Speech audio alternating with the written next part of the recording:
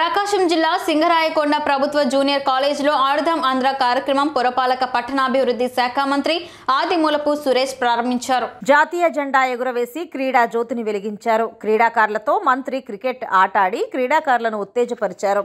క్రీడా స్ఫూర్తిని పెంచి వారిలో ఆత్మస్థైర్యాన్ని పెంచుతూ ఫిట్ ఆంధ్రాను రూపొందించడమే జగన్ ధ్యేయమని అన్నారు.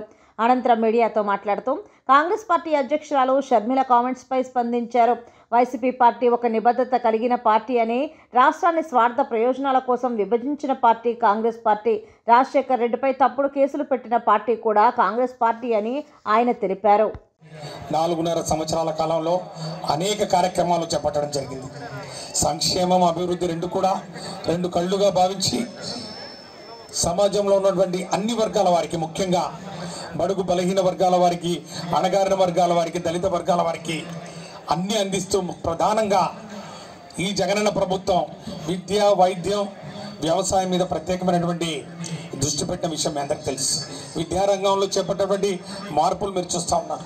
ఈరోజు విద్యార్థులకు కాకుండా యువతకు ఒక క్రమశిక్షణ, మరి ముఖ్యంగా ఒక పోటీతత్వం, ఒక ఈ యొక్క క్రీడా స్ఫూర్తి, ఇవన్నీ కూడా నేర్పించాలనే ఒక ఆలోచనతో ఆడుదాం ఆంధ్ర అనే కార్యక్రమాన్ని తీసుకురావడం జరిగింది.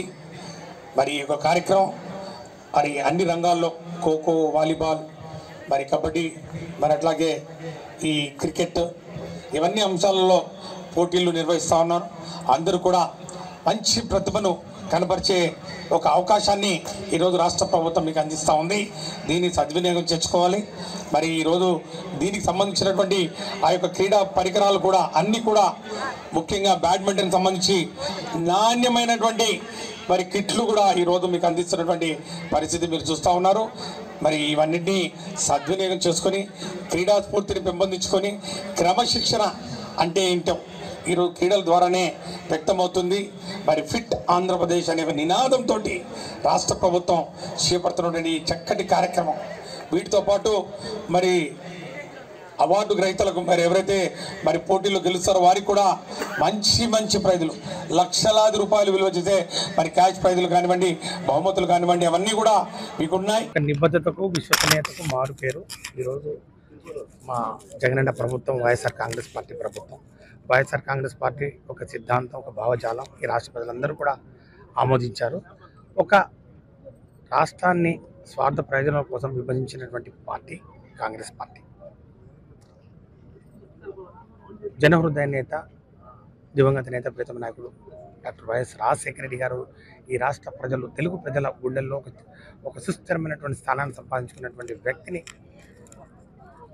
అవినీతి ఆరోపణలు చేస్తూ ఎఫ్ఐఆర్లు చేర్చినటువంటి దుర్మార్గమైనటువంటి పార్టీ కాంగ్రెస్ పార్టీ.